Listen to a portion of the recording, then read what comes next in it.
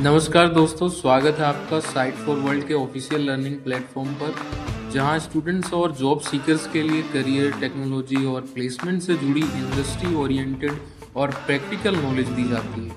अगर आप अपनी स्किल्स को नेक्स्ट लेवल तक ले जाना चाहते हैं, तो आप बिल्कुल सही जगह पर आए हो। चलिए शुरू करते हैं आज का इम्पोर्टेंट सेशन।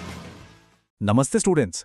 कभी सोचा है कि जब आप अपने फोन पर कुछ भी करते हैं तो पर्दे के पीछे असल में क्या होता है? आप जानते हैं, हर एक लाइक, हर एक स्वाइप, हर एक ऑर्डर के पीछे ना एक पूरी दुनिया है जहां ऐप्स एक दूसरे से लगातार बात कर रही हैं।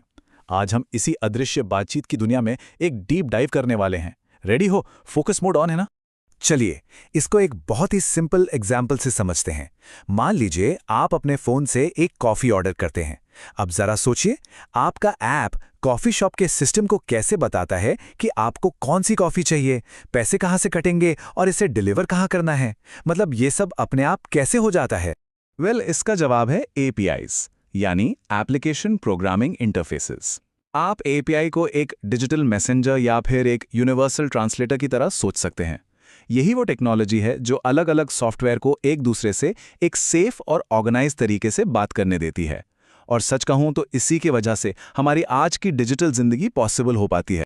तो इस डिजिटल बातचीत की कहानी का पहला हिस्सा है खुद वो मैसेज। एपीआई की दुनिया में इस मैसेज को एक खास नाम दिया गया है, पेलोड। चलिए समझते हैं कि ये आखिर होता क्या है। देखिए, पेलोड वो एक्चुअल डेटा है जो भेजा या रिसीव किया जाता है। अगर एपीआई कॉल एक पैकेज भेजने जैसा है, तो पेलोड उस बॉक्स के अंदर का सामान है। सिंपल। हमारे कॉफी वाले एग्जाम्पल में पेलोड में क्या जानकारी होगी?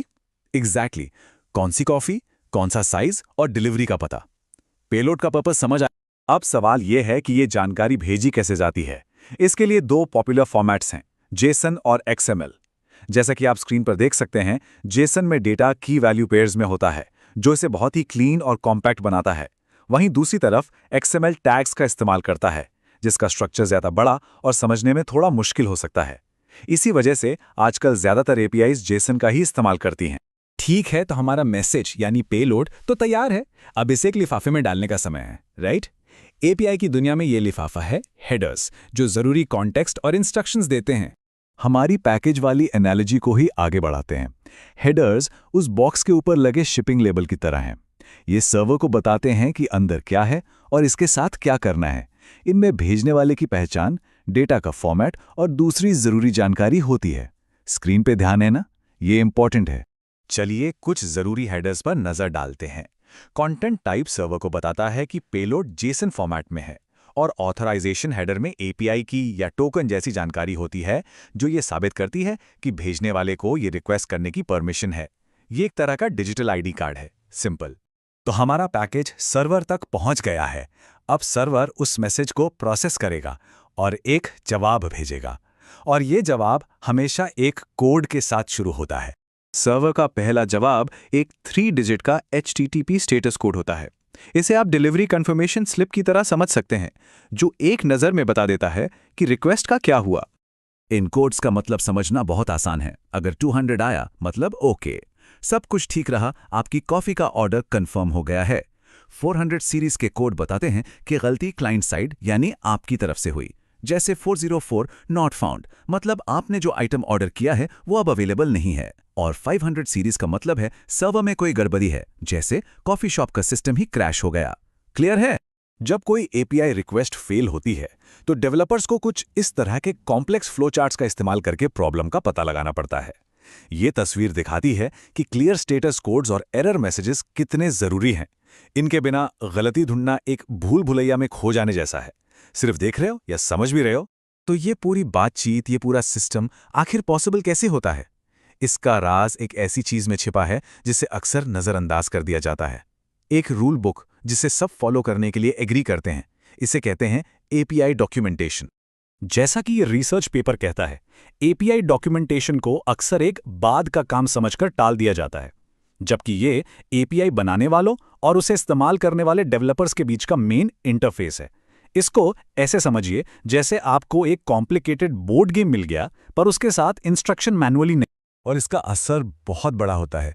2023 के एक पोस्टमैन सर्वे के अनुसार 73% डेवलपर्स मानते हैं कि खराब या अधूरी डॉक्यूमेंटेशन ही किसी एपीआई को इस्तेमाल करने में सबसे बड़ी रुकावट है।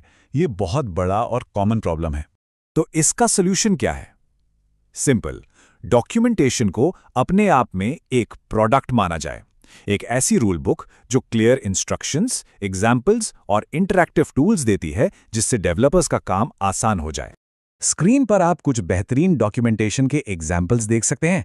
स्वैगर यूआई और रीडॉक जैसे टूल्स डेवलपर्स को सीधे ब्राउज़र में ही एपीआई को एक्सप्लोर और टेस्ट करने की सुविधा देते हैं। इससे डेवलपमेंट की रफ्तार बढ़ती है और फ्रस्ट्रेशन कम होती है। तो चलिए अब इस पूरी कहानी को जोड़कर देखते हैं और समझते हैं कि ये अच्छी तरह से डिज़ाइन की गई डिजिटल बातचीत हमारे मॉडर्न इंटरनेट की फाउंडेशन क्यों है। एक कॉफ़ी ऑर्डर करने से लेकर फ्लाइट बुक करने तक हर एक सीमलेस डिजिटल एक्सपीरियंस के पीछे अरबों अच्छी तरह से डिज़ाइन की गई एपीआई कॉल्स की ताकत होती है। ये वो अदृश्य धागे हैं जो हमारी कनेक्टेड दुनिया को एक साथ बुनते हैं। तो अगली बार जब कोई ऐप बिना किसी रुकावट के मक्खन की तरह काम करे, तो क्या आप उन अदृश्य बातचीत के बारे में सोचेंगे जो इसे पॉसिबल बना रही हैं? उन पेलोड्स, हेडर्स और डॉक्यूमेंटेशन के बारे में जो पर्दे के पीछे चुपचाप अपना काम कर रहे हैं? सोचिएगा ज़रूर। तो हमारे चैनल को सब्सक्राइब कीजिए और वीडियो को अपने दोस्तों के साथ शेयर जरूर कीजिए।